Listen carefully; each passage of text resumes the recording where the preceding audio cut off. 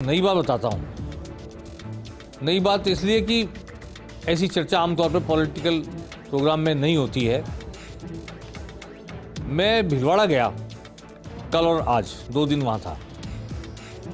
उन लोगों से मिला जिन्होंने भाजपा के होते हुए निर्दलीय को चुनाव जिता दिया, उन लोगों से मिला जो भाजपा के थे और भाजपा तीसरे नंबर चली गई भीलवाड़ा में, क्यों चली गई, कैसे चली गई, बहुत सारी चर्चा। वहाँ मेरे को 2 अखबार दिखाए गए, एक कल का और एक आज का। ये अखबार दोनों अभी हम स्क्रीन पर आपको दिखाएंगे। ये देखिए, ये अखबार है। एक शाहपुरा के एमएलए ने बनेड़ा की एसडीएम को धमकाया और कहा कि जिसने सरकार से अनुमति नहीं ली है किसी काम की, भट्टियां हैं तो उनको ध्वस्त कर दो, कोई नोटिस देने की जरूरत नहीं है।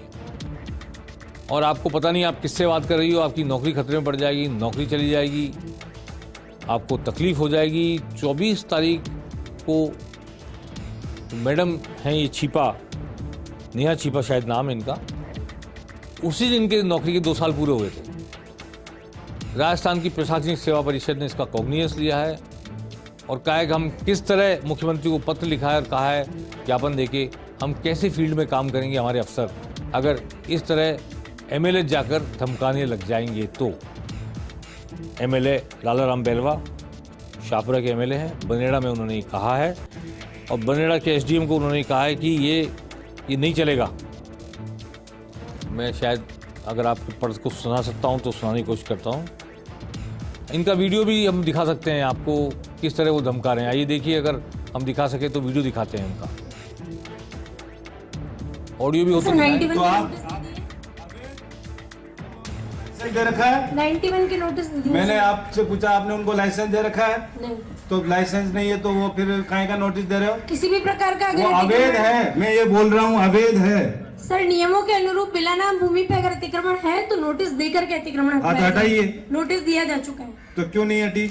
7 दिन का समय दिया जाता है। तहसीलदार के कार्यालय में पैरवी होती है उनकी, वो उपस्थित होकर जवाब देंगे, उसके बाद अतिक्रमण। आपसे जब उन्होंने लगाई थी, जब अनुमति ली थी क्या? सर, जो नियम है उसके मैं अनुरूप पूछ रहा हूँ, जिसका जवाब दीजिए। आपने जब वो भट्टी लगी थी तब आपसे अनुमति ली थी क्या? सर, जो नियम भट्टी लगी थी तब तहसीलदार जी आपने अनुमति दी थी क्या? तो फिर आप आज काहे का नोटिस दे रहे हो? सरकार द्वारा जो नियम काहे का नोटिस दे रहे हो? मैं उन्हीं के अनुरूप कार्रवाई कर सकती हूँ। कोई कार्रवाई नहीं।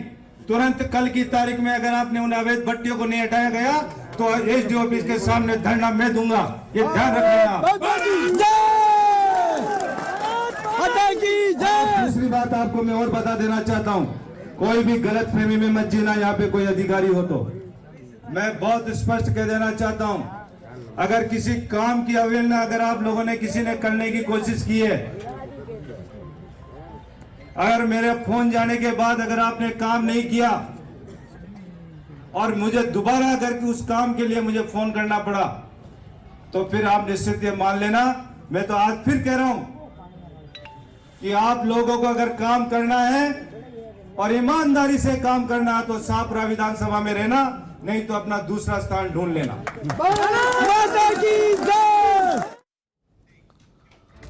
तो ये भारत भाग्य विधाता हो गए हैं एमएलए बन के, और दूसरा स्थान कोई राजस्थान के बाहर होगा, ये ढूंढ के चले जाएंगे। वो भी तो कहीं राजस्थान में ही जाएंगे नौकरी करने। और बहुत सारी बातें अभी इसमें नहीं दिखा पाए हम, जिसमें उन्होंने कहा कि नौकरी खतरे में पड़ जाएगी और मेरे से बहस कर रही हो, आपको पता है किससे बात कर रही हो, ऐसी तमाम बातें उन्होंने कही। अब एक दूसरे विधायक की बात करते हैं, ये भी भीलवाड़ा जिले के उदयलाल भड़ाना। इनकी देखिए आप, ये कहते हैं कि लोग कहते हैं भड़ाना उदयलाल गुंडा है, लेकिन अब इन गुंडों का एनकाउंटर करेंगे हमने एक डिपार्टमेंट बना दिया है। इन्होंने इतनी बड़ी बात कह दी कि सरकार ने दिनेश एमएन की नियुक्ति ही इसलिए की है कि सब गुंडों को जेल में डालो और उसके बाद नहीं माने तो उनका एनकाउंटर कर दो, गोली मार दो उनको। इसके लिए डिपार्टमेंट बना दिया हमने। ये कह रहे हैं वो, ये अखबार में जो छपा है, मैं नहीं जानता, उन्होंने कहा होगा तभी अखबार में छपा होगा। और उन्होंने कह दिया कि दिनेश एमएन को नियुक्त कर दिया हमने, 5 कानून बना दिए हैं। उसमें एक कानून ये भी है कि अगर गुंडा नहीं माने तो उसको बंद करो और गोली से उड़ा दो, एनकाउंटर कर दो। अब मैं ये कहना चाहता हूं, ये विधायक अशोक गहलोत के जमाने में तो सुनते थे कि अशोक गहलोत ने कह दिया था कि विधायक अपने इलाके का चीफ मिनिस्टर है। वो किस मजबूरी में कहा था कि समर्थन जुटा के रखना था और समर्थन जुटा के रख के सरकार को बचाए रखना था। इधर हर विधायक को छूट थी कुछ भी बोलने की, मनमानी करने की, आदेश देने की और आदेश देकर क्रियान्वित कराने के अधिकारी मन महसूस करते रहते थे। अब ये राज बदला। राजस्थान के कई कोनों से शिकायत आ रही है कि एमएलए साहब जो नए चुने गए वो तो तुरंत ही कहते हैं भैया बोरिया बिस्तर बांध लो, अपना अब नहीं चलेगा, सरकार बदल गई है, अब बहुत कर लिया आपने राज, मजा कर लिया, अब मजा नहीं होगा।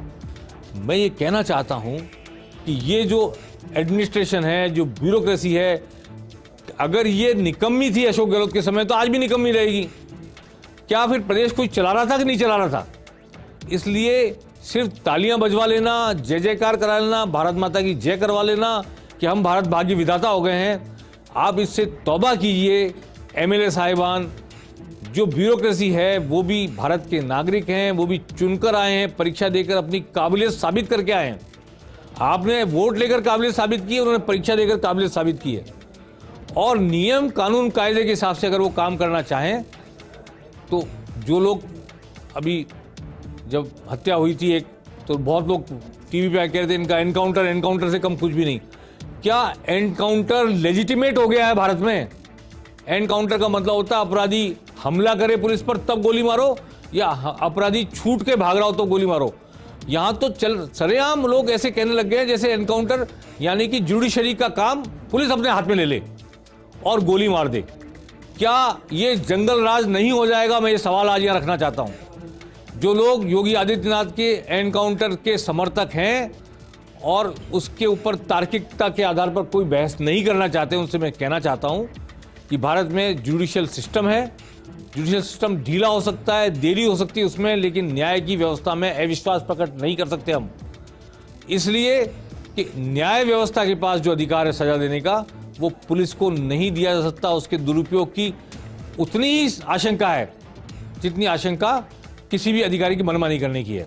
तो मैं जो नए विधायक चुनकर आए उनसे कहना चाहता हूं कि सिर्फ ताली बजाने के लिए, जनता को संतुष्ट करने के लिए, अपना रौब गालिब करने के लिए, ब्यूरोक्रेसी को अपनी मातहत बताने के लिए सार्वजनिक रूप से अपमानित भी ना करें, प्रताड़ना भी ना दें, बल्कि काम बताएं कि ये काम कीजिए और ये काम नहीं किया आपने तो मैं इसकी शिकायत करूंगा, मैं धरना दूंगा। वाजिब बात है, लोकतंत्र में आप जनता की प्रतिनिधि हैं, चुनकर आए हैं, उनकी भावना का प्रतिनिधित्व करते हैं। लेकिन दूसरी जगह देख लो, नौकरी खतरे में पड़ जाएगी, काम करना मुश्किल हो जाएगा, पता नहीं आप किससे बात कर रही हो, आदि आदि शब्दों का उपयोग करना जनप्रतिनिधियों को और नए नए जो चुनकर आए हैं, अभी 4 दिन हुए उनको, उन्हें शोभा नहीं देता। उन्हें काम को देखना चाहिए, परखना चाहिए, सिस्टम को समझना चाहिए और फिर उसके बाद सवाल खड़े करने चाहिए। यही मैं कहना चाहता हूं पेनल्टी कॉर्नर में। आज बस इतना ही। नमस्कार।